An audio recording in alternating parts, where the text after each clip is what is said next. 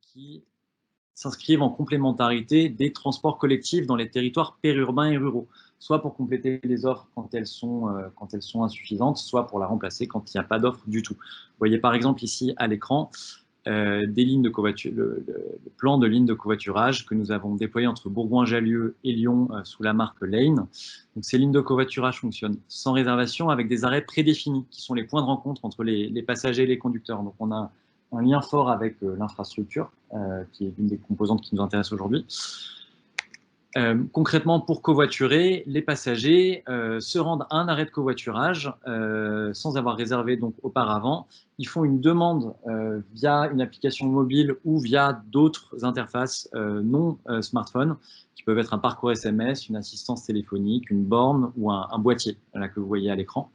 Leur demande est diffusée à des conducteurs. Tous les conducteurs qui passent devant un arrêt de covoiturage sont informés des demandes faites en temps réel par les passagers. Si un conducteur a en plus de ça téléchargé une application mobile, l'application mobile du service, et qu'il est géolocalisé, il peut en plus recevoir une notification visuelle ou sonore l'informant qu'une demande de covoiturage est en cours sur son trajet. Je vais tout de suite vous montrer comment le service fonctionne du point de vue des usagers. Je vais vous montrer l'extrait d'une vidéo de présentation du service donc, qui est exploité sous la marque Lane entre Bourgoin-Jallieu et Lyon.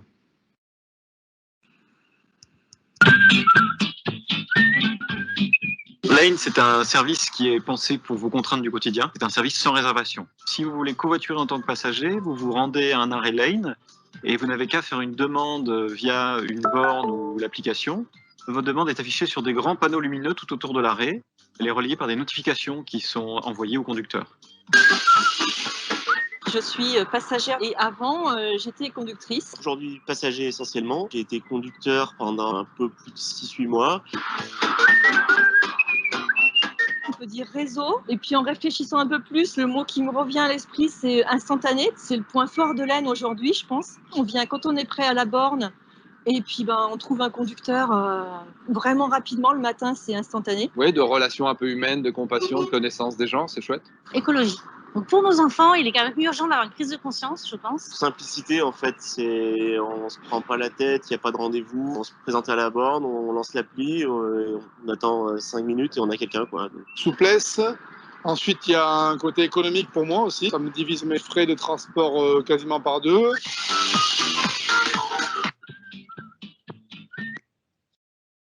Voilà pour le fonctionnement du service. On pourrait y revenir si vous avez des questions par la suite. Le principe de ces lignes de covoiturage, on le décline de plusieurs manières selon les territoires, avec un modèle de ligne de covoiturage à haut niveau de service, notamment pour les grandes pénétrantes, notamment autoroutières, d'agglomération, comme c'est le cas sur Lane, et puis des lignes de covoiturage spontanées, un modèle simplifié sur lequel je reviendrai rapidement. Pour revenir sur le service Lane, pour comprendre la manière dont ça fonctionne, ce qu'on cherche et ce qu'on a réussi à mettre en place, c'est un service avec un très haut niveau de service pour les passagers. On a notamment des temps d'attente qui sont extrêmement faibles. Donc, ce qui était dit, c'est 5 minutes le matin et 10 minutes le soir de temps d'attente moyen. Et un temps d'attente garanti, maximum de 20 minutes. On envoie un taxi si le temps d'attente est trop long. Et une information en temps réel. Vous voyez une capture d'écran de l'appli à l'écran. Vous avez également une assistance téléphonique en temps réel qui accompagne les usagers. Et cette offre performante, elle est quasiment exclusivement réalisée par des conducteurs, bien sûr non professionnels, qui sont en train d'effectuer leur trajet quotidien, mais des conducteurs qui sont géolocalisés pendant leur trajet et qui sont incités financièrement à le faire. Alors, sur ce service-là, on a une grande majorité des usagers qui utilisent son smartphone, côté passager comme côté conducteur. En revanche, au-delà de ce service numérique, on a l'implantation physique du service qui est centrale dans son succès, à la fois pour être un point de rencontre entre les passagers et les conducteurs, mais aussi ne serait-ce que pour sa visibilité, sa notoriété. On a quasiment la moitié des usagers du service qui l'ont connu grâce au mobilier urbain, via les panneaux lumineux, via les arrêts. Donc on a vraiment cette alliance entre la partie numérique et la partie infra et mobilière qui est au cœur du fonctionnement du service. Au-delà d'être des points de rencontre entre les passagers et les conducteurs, le fait d'avoir ces arrêts aménagés, ça permet aussi d'avoir des lieux d'intermodalité. On met une contrainte dans l'espace pour les passagers qui n'effectuent pas de trajet en porte-à-porte, et du coup, il faut qu'on réussisse à leur fournir parfois des solutions complémentaires pour avoir des trajets qui soient assurés de bout en bout, pour se rendre à un arrêt de covoiturage ou pour se diffuser vers son lieu de travail. Donc, on a notamment mis en place des solutions de dernier kilomètre type trottinette ou vélo. Maintenant, je vais passer au système simplifié que l'on peut déployer dans des territoires plus ruraux, sur des axes plus simples, non autoroutiers, mais plutôt des routes départementales qui peuvent traverser des villages notamment. On a des services 100% physiques et qui là fonctionnent uniquement via l'infrastructure, avec des points d'arrêt comme on les a vus tout à l'heure, avec des panneaux lumineux toujours, mais qui sont cette fois activés uniquement via des boîtiers qui comportent des destinations présélectionnées et que les passagers peuvent activer. Dans ce cas-là, on n'a pas de service de partage de frais entre passagers et conducteurs, on n'a pas de géolocalisation, on n'a pas toutes ces incitations-là. Et donc, on va principalement se reposer sur l'infrastructure, mais pas uniquement. Si on met juste dans l'infrastructure, le retour d'expérience, c'est que ce type de service ne fonctionne pas. Il faut à minima de l'animation, de la communication, du développement de communautés d'usagers. En l'occurrence, là, vous voyez ce qui se passe sur des extraits de campagne de communication sur le Grand Chambéry, qu'on ne fait pas nous-mêmes. C'est une agence de mobilité locale qui s'appelle l'agence Écomobilité qui le fait et qui le fait très bien.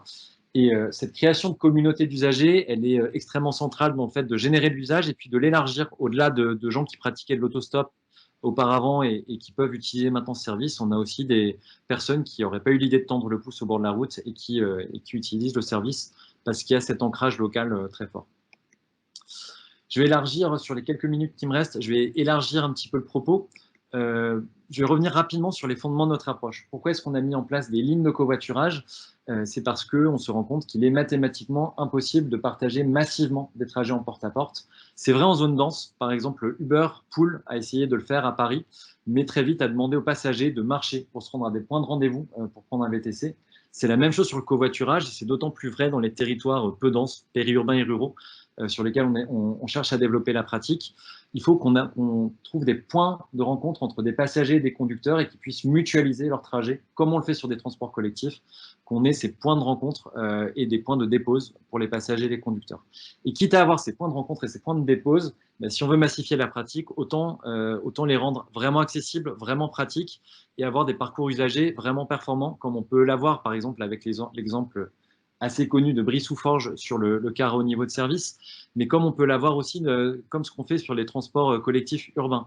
C'est vraiment la question de la fluidité des parcours, de rupture de charge facile et d'informations en temps réel qui sont la clé pour le changement massif des comportements. Autre fondement de l'approche, pourquoi est-ce que la voiture individuelle est aussi hégémonique dans les trajets du quotidien? C'est parce qu'elle est très compétitive en termes de coût généralisé des trajets, donc coût généralisé, c'est-à-dire coût monétaire et puis coût en temps. Et donc, si on veut agir sur cette hégémonie, il faut agir sur non seulement le développement de solutions, mais aussi la mise en place de contraintes sur l'usage de la voiture. Ces contraintes sur l'usage de la voiture, j'en ai mis quelques-unes ici. Vous avez des sujets actuels comme celle des zones à faible émission, pour réduire notamment l'accès des voitures très polluantes au centre-ville. Vous avez la mise en place de voies réservées au covoiturage. Vous avez bien sûr aussi la taxation, la fiscalité. Maintenant, pour que ces solutions aient un vrai impact et un vrai effet et pour qu'elles soient acceptables socialement, il faut mettre en place des solutions concrètes. Rapidement, un projet qu'on a déployé depuis 9 mois sur le territoire grenoblois à l'initiative du syndicat mixte des mobilités de l'aire grenobloise, c'est la mise en place de lignes de covoiturage adossées à une voie réservée au covoiturage. Une voie réservée au covoiturage qui a été mise en place par l'exploitant Area en septembre, et bien en même temps, les autorités locales ont mis en place un service public de ligne de covoiturage qui permet concrètement aux usagers d'emprunter cette voie réservée. Je peux y revenir si vous le souhaitez. Donc, la mise en place de ces solutions, elle est assez cruciale. Rapidement aussi, sans m'étendre, pour concevoir des solutions qui soient adaptées, on a un gros travail de R&D encore à faire pour comprendre quels sont les flux de véhicules auxquels on s'adresse et comment on peut les mutualiser. Aujourd'hui, les flux de véhicules sont relativement mal connus, donc il y a un vrai sujet sur cet aspect-là. Et enfin, pour conclure, on a vu que ces sujets covoiturage mêlaient à la fois des questions d'infrastructure, de voirie, de services et différentes compétences et différents échelons de décision entre l'État et différents niveaux de collectivités locales. Donc on a un vrai enjeu de structuration de la gouvernance de ces sujets-là qui est parfois assez complexe. Voilà, j'arrête là et volontiers pour répondre à vos questions si vous en avez et engager l'échange. Merci Harald. Du coup, on va pouvoir prendre quelques questions s'il y en a. Vous pouvez utiliser la fenêtre de conversation de chat pour poser des questions. S'il n'y a pas de questions, moi pour démarrer, j'en ai une. Harald, est-ce que vous pouvez en dire un peu plus sur le coût généralisé et en tout cas de ce que vous avez constaté? Voilà, c'était la comparaison des coûts généralisés. Oui, alors on a tout l'impact sur le covoiturage. un webinaire qui est en ligne, qu'on a fait avec Yves Crozet en décembre dernier sur le sujet, sur lequel vous aurez plus de détails. Là on n'a pas la courbe du covoiturage qu'on voit ici, on a la comparaison entre l'automobile, le transport collectif et marche à pied. Mais l'idée, c'est que notamment quand on cherche à s'adresser à des actifs qui se rendent sur leur lieu de travail avec leur voiture individuelle, en fait, on a une désincitation très forte à utiliser d'autres moyens de transport dans les territoires, enfin, pour les personnes qui sont dans les territoires périurbains et ruraux, en tout cas qui y habitent, même s'ils se rendent dans zone. Des temps de trajet et une liberté dans le temps qui est ultra compétitive avec la voiture. Le principe, c'est que je pars vraiment de chez moi quand je veux et je n'ai pas à m'adapter à un autre covoitureur et j'ai aucune contrainte. Et donc nous, ce qu'on cherche à mettre en face, c'est des services de covoiturage qui soient le plus flexibles possible. On a introduit une contrainte dans l'espace via les arrêts et les lignes de covoiturage. C'est pour au maximum préserver la liberté dans le temps et l'absence de planification pour les covoitureurs, pour les conducteurs comme pour les passagers. En fait, on essaye de reproduire ce qui fonctionne très bien en zone dense avec le bus, le tramway ou le métro. C'est vraiment, je pars de chez moi, je n'ai pas réservé et je pars en 5 minutes. Maintenant, même si on y met beaucoup d'efforts et même si on fait en face des services ultra performants, on aura toujours, pour les personnes qui n'ont pas de difficultés financières à se déplacer, une incitation à utiliser la voiture individuelle. D'où la nécessité de mettre aussi en face des contraintes qui pourront en revanche être acceptées socialement, que s'il y a des vraies alternatives, par exemple si on met en place une voie réservée, il faut que j'ai un moyen concret de l'utiliser avec un service, et ce service doit être conçu pour vraiment comprendre qui peut concrètement covoiturer sur cette voie réservée. Mettre juste de l'infrastructure sur une autoroute, c'est le meilleur moyen qu'elle ne soit pas utilisée si on n'a pas bien compris qui allait l'utiliser, d'où ces personnes allaient partir, avec qui elles allaient covoiturer, à quel endroit elles allaient se donner rendez-vous ou se retrouver spontanément. Merci pour les précisions. Du coup, ça fait une très bonne transition avec la présentation suivante sur les voies réservées. Donc, je vais donner la parole à Étienne Hans, qui est directeur général de Neovia, et Aurélien Cléré, ingénieur chargé de modélisation de simulation du trafic au CEREMA. Donc, la parole est à vous. Merci beaucoup Ludovic. Je propose que tout à l'heure, on revienne sur les deux questions qui ont été posées toujours sur le covoiturage en fin de session. Mais on n'oublie pas les questions.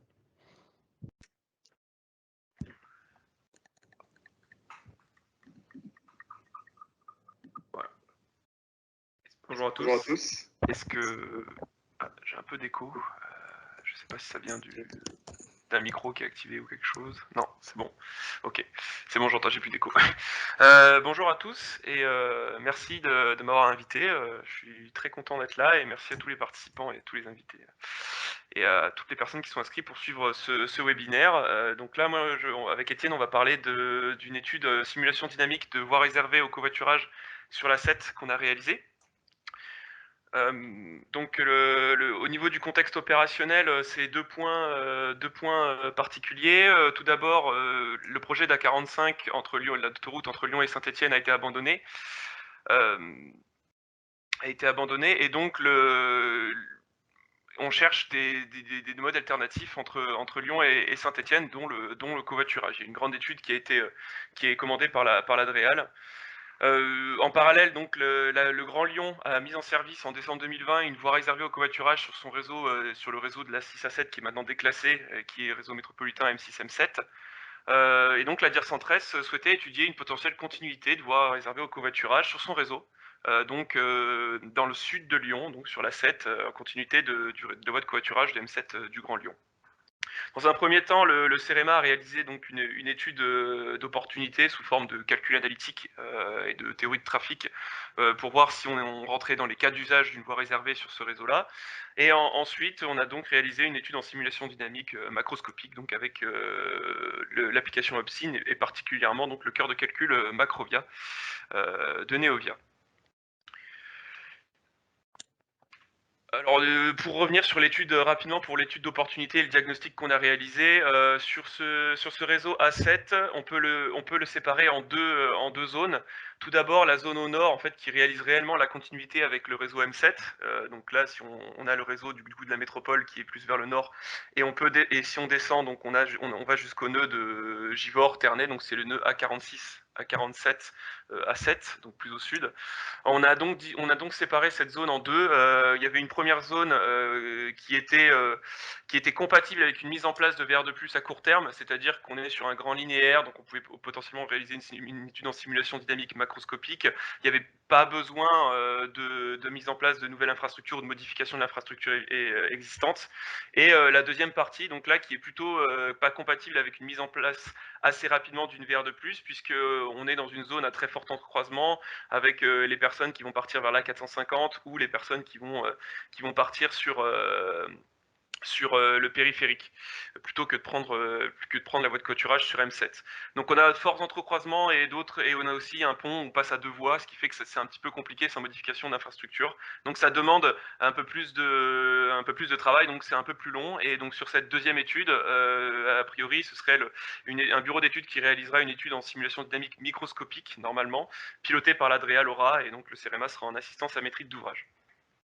Donc on considère donc le réseau qui est entre le nœud A46, A47, A7 et le nœud du boulevard urbain sud dans le sens sud-nord en heure de pointe du matin. Voilà, c'était donc les horizons temporels et le sens qui correspondait bien à un cas d'usage de voie réservée. Alors l'objectif de cette étude en simulation dynamique, c'était de compléter l'étude analytique qui avait été préalablement menée par le CEREMA avec le test en environnement contrôlé que permet la simulation dynamique.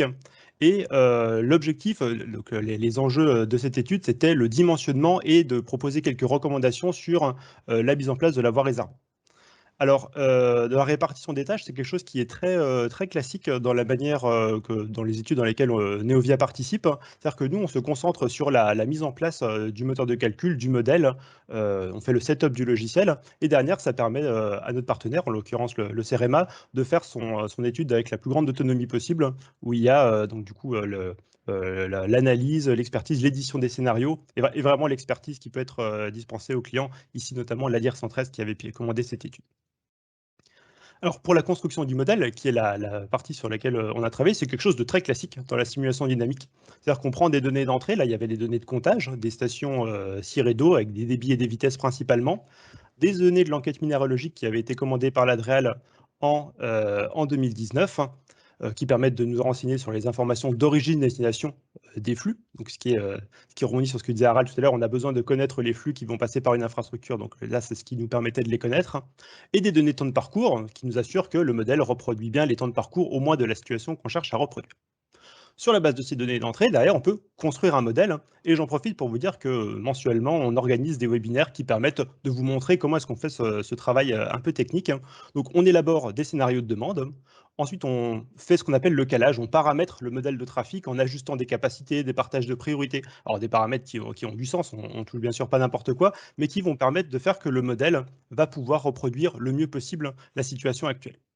Derrière, les simulations peuvent être partagées et ça nous permet notamment d'échanger, de discuter avec les exploitants. C'est très très important, je vous énonce ça comme étant, appelons ça une recommandation, c'est très important d'échanger beaucoup avec l'exploitant parce que c'est eux qui ont la connaissance de ce qui se passe sur leur réseau et le fait de co-construire le modèle avec eux permet d'avoir une validation, c'est-à-dire que tout le monde s'accorde sur le modèle qui en sort et derrière, une fois que le modèle est, on va dire, a été validé par l'exploitant, en général, on n'y revient plus, ce qui est une bonne chose. Voilà, et donc on a utilisé l'outil que Neovia développe, hein, qui est Neovia Upsim, comme support de l'étude. Et là où vous avez on va dire une petite impression d'écran de ce que propose le soft, avec une cartographie centrale, des panneaux d'édition pour les différents scénarios sur la gauche, des panneaux d'analyse sur la droite, la possibilité aussi d'aller, malgré le moteur de calcul macroscopique, d'aller faire des visualisations microscopiques le cas échéant. Et derrière, lorsqu'il y avait des indicateurs à aller calculer, et le CEREMA l'a fait à de nombreuses reprises, de faire des exports d'à peu près tout ce que le modèle fait comme calcul pour pouvoir faire des indicateurs en dehors. Donc, dans un premier temps, on a réalisé un travail exploratoire, c'est-à-dire qu'on a recensé un petit peu tous les paramètres sur lesquels on pouvait agir. Alors, donc, il y a certains paramètres qui sont réellement des décisions à prendre, et il y a d'autres paramètres, c'est plutôt des réalités dont il faut prendre en compte, par rapport notamment donc le taux de covoiturage, sur lequel on n'a pas vraiment de marge de manœuvre, on ne peut pas imposer un taux de covoiturage. A contrario, on peut imposer une vitesse max autorisée ou modifier donc à volonté ou même en fonction des contraintes la longueur de voie réservée. Donc on a fait dans un premier temps, on a réalisé un travail exploratoire, donc on a utilisé la rapidité du modèle macroscopique qui nous a permis de lancer un grand nombre de simulations afin de faire des analyses rapides des indicateurs principaux en termes de temps perdu, en termes de longueur de congestion, afin de fixer certains types de paramètres, notamment la vitesse max autorisée, on l'a fixée très rapidement à 90 km/h puisque c'était les recommandations pour être compatible avec la signalétique d'une voie réservée. D'autres paramètres comme l'activation et la désactivation de la VR2+, qu'on a fixé en fonction aussi des recommandations des différents guides méthodologiques, c'est-à-dire qu'on devait activer la voie réservée à peu près dans la demi-heure précédant l'apparition de la congestion, et la désactivation, c'est dans la demi-heure qui succède donc à la fin à la disparition de la congestion. Pour ce qui est de la longueur de voie réservée, on a fait dans le travail exploratoire, on a remarqué que réellement, si on faisait une petite voie réservée, donc très courte, la longueur de congestion était quand même très importante et on avait très peu d'intérêt, donc très peu de gain de temps entre les usagers autorisés et non autorisés. A contrario, donc une longueur cette fois-ci qui était très importante et qui dépassait le nœud de Ternay, posait d'autres soucis, notamment sur les franchissements du nœud pour les différentes origines de destination du nœud. Donc on a opté plutôt sur une longueur de voie réservée qu'on a dite intermédiaire et qu'on a fixée à 8 km de longueur, donc qui permet d'arriver entre les deux nœuds, donc entre le nœud de Ternay et le nœud du bus, donc qui représentait en fait un bon compromis.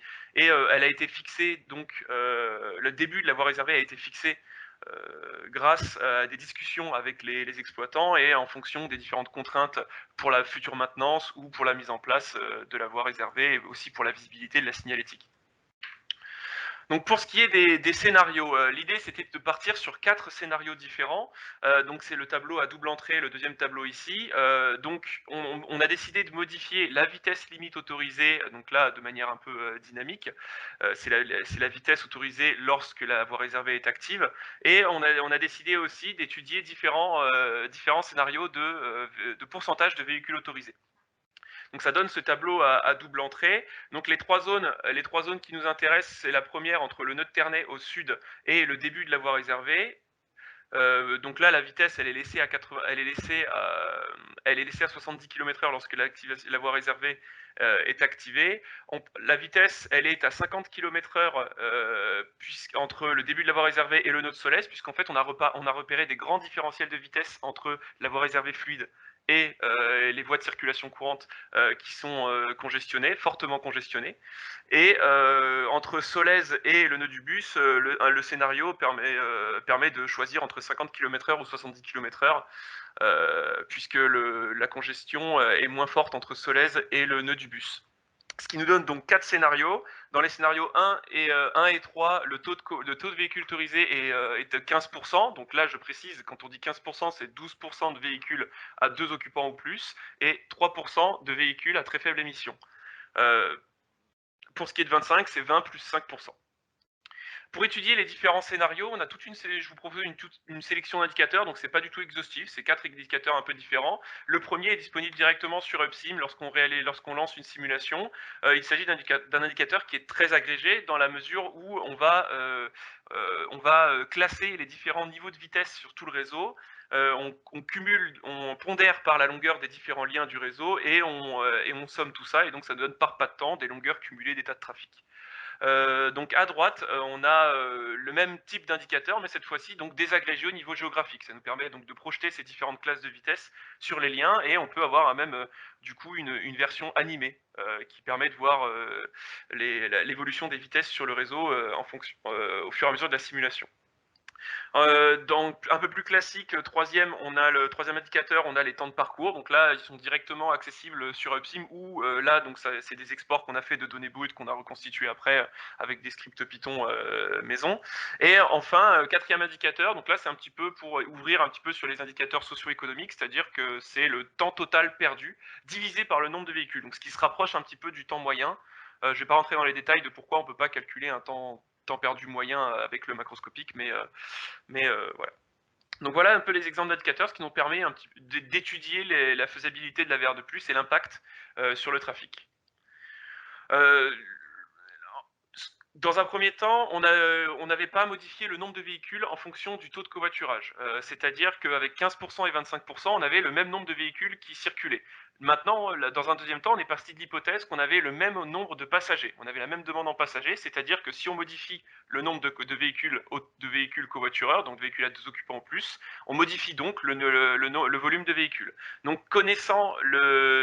Connaissant deux situations distinctes de taux de covoiturage, on en déduit une modulation du volume de véhicules à appliquer sur la demande. Sauf que du coup, cette modulation-là, elle n'est pas appliquée partout, puisqu'elle va considérer seulement les usagers qui vont prendre la voie réservée ou qui vont être impactés par la section aménagée. Donc, on va appliquer ce taux de modulation aux origines-destinations qui correspondent. Seulement à celle-là. On avait une grosse problématique sur l'est de Givors, donc sur la 47. En fait, la voie réservée, à 15% d'utilisation de la voie réservée, on avait une congestion qui remontait fortement sur le nœud et qui débordait fortement aussi sur cette section-là.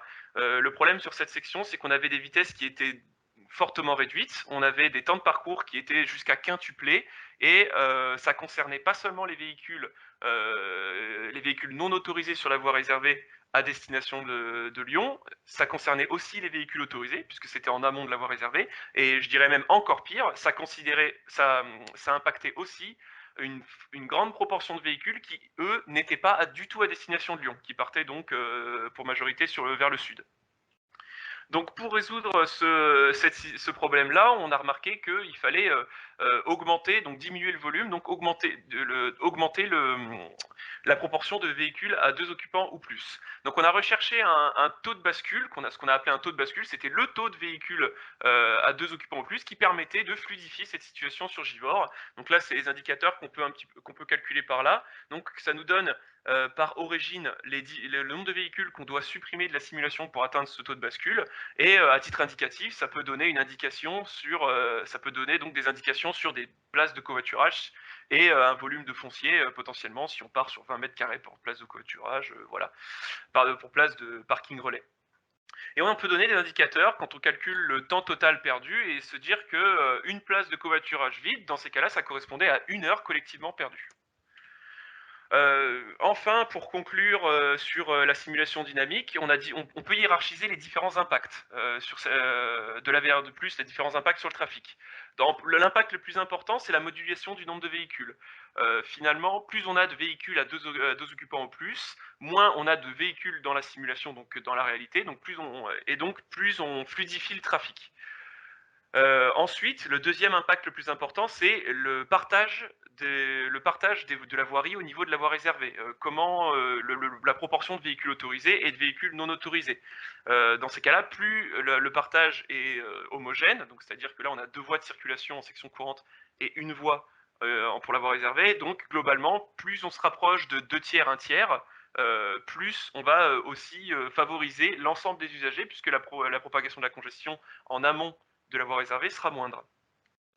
Par contre, la question qui se pose derrière, c'est notamment avec la montée un peu en puissance des véhicules électriques qui sont autorisés sur la voie réservée, mais qui sont majoritairement autosolistes.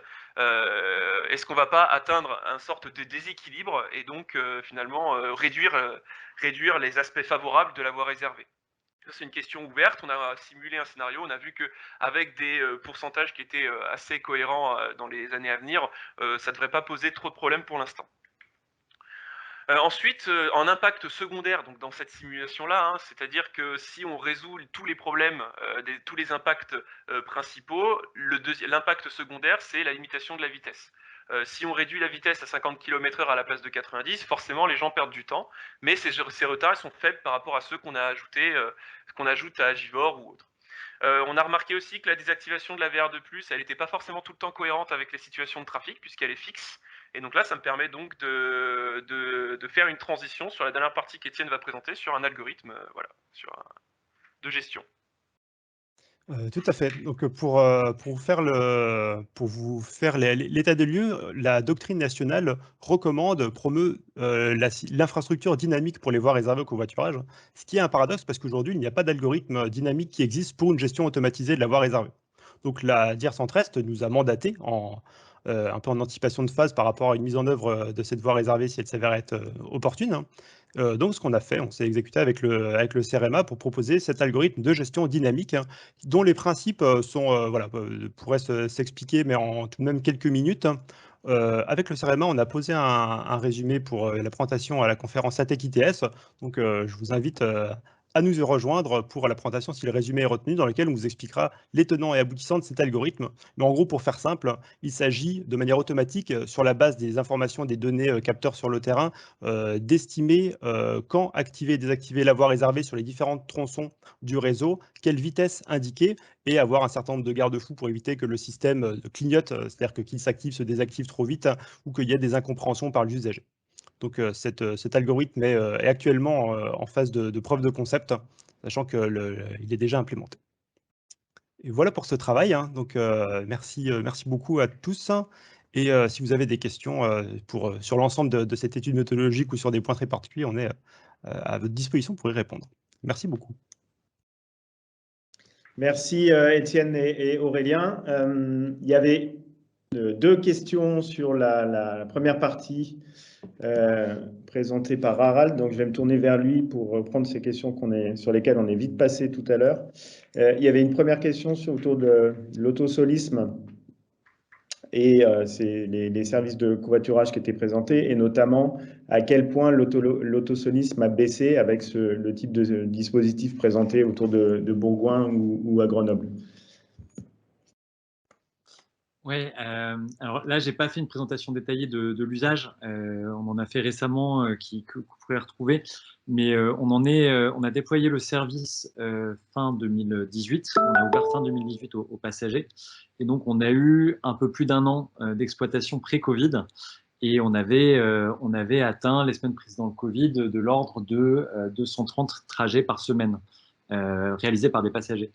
Donc on est encore loin du potentiel final du service. On estime qu'on est à peu près 1,5% du nombre d'actifs qu'on serait capable, enfin qu'on pourrait potentiellement capter sur ce réseau-là. Donc on n'a pas d'impact encore à ce stade de ce service sur la congestion, clairement. En revanche, ce qu'on a réussi à faire, c'est capter des personnes qui, pour le coup, auraient utilisé leur voiture individuelle pour se déplacer. C'est-à-dire que sur ces passagers qui utilisaient le service, on a 80% des trajets qui auraient été effectués en voiture individuelle si le service n'avait pas existé. On a très peu de reports modal, du covoiturage planifié vers le service, ni des transports collectifs vers le service. Donc voilà, on a montré qu'on pouvait réussir à atteindre ce report modal, mais pas eu le temps de poursuivre la montée en charge. Aujourd'hui, on est à peu près à la moitié de l'usage qu'on avait pré-Covid, même si ça reprend bien ces dernières semaines. Merci. Et donc la deuxième question était sur les aspects coûts et financement pour le passager, pour l'usager. Donc donner un exemple sur la ligne Bourgoin-Lyon du coût pour le passager. Et la question corollaire, c'est est-ce que c'est pris en charge à hauteur de la moitié, comme les transports collectifs par exemple, par l'employeur? Alors, rapidement sur le modèle économique, c'est un service qui est porté par les collectivités locales. En l'occurrence ici, c'est le Grand Lyon et la communauté d'Agglo-Portes d'Isère. Et donc on passe par un marché public et c'est elle qui finance le service. Et dans le cadre de financement du service, qui comprend l'infrastructure, donc les arrêts, l'exploitation, l'animation, etc., il y a aussi une subvention des trajets, des incitations financières pour les passagers et les conducteurs. On a un montant du partage de frais entre le passager et le conducteur qui est 2 € sur les 30 km, qui est subventionné actuellement. Donc c'est gratuit pour les passagers, les conducteurs récupèrent 2 €. Et on a des incitations financières supplémentaires pour les conducteurs qui se géolocalisent de l'ordre de 1 € sur l'ensemble de la ligne. Donc voilà pour le modèle économique côté collectivité et côté usager.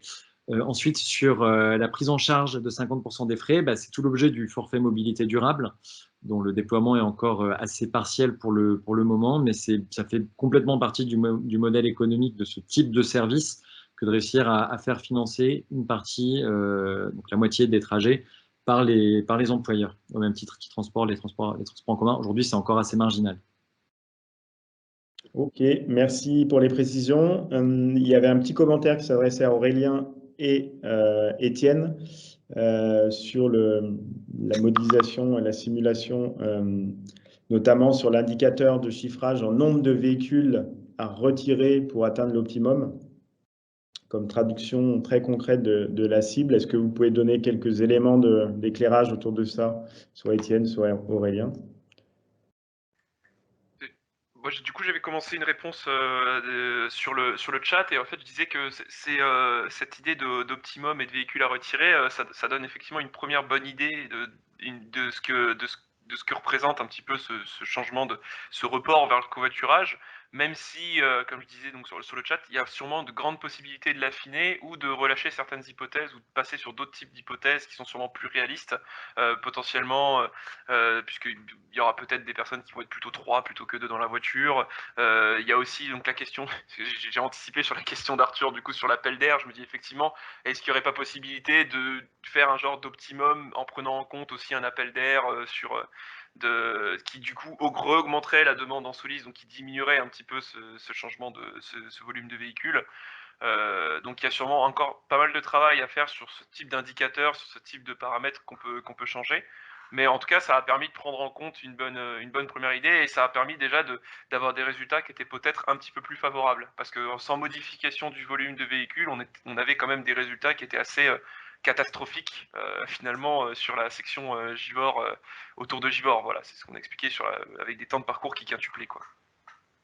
Et ce qui explique que l'appel d'air, enfin le risque d'appel d'air est tout de même assez lointain, parce qu'avant qu'il y ait un appel d'air, il faut qu'il y ait amélioration des conditions, et puis il faut qu'il y ait vraiment beaucoup de covoitureurs ou, à la rigueur, de véhicules à très faible émission sur la voie réservée pour que la situation se rapproche de la situation actuelle. Donc l'appel d'air, ce sera le problème de l'avenir, mais ce sera un bon problème. Et autre question d'Arthur Burian, quelle approche prédictive utilise notre POC d'algorithmie d'aide à la décision pour activation, désactivation et de la VR2+. Pour l'instant, il n'y a pas de prédiction dans cet algorithme, qui d'ailleurs est très similaire à l'algorithme de régulation de vitesse qui avait été proposé par le CEREMA il y a 10 ans. C'est-à-dire que l'idée, c'est de se baser sur les conditions de trafic actuelles, et sur la base des conditions de trafic et d'un certain nombre de paramètres on va dire d'inertie du système, proposer les bonnes vitesses et les bonnes activations, désactivations. En fait, la question se pose pour quand activer le système, elle se pose pour quand désactiver le système, et quelle vitesse indiquer en fonction de si les conditions sont fluides ou congestionnées aux abords de la voie réservée. C'est principalement ça, le travail de l'algorithme. Et du coup, elle permet aussi de potentiellement purger aussi ou désactiver, voilà, si on a une congestion qui remonte trop loin.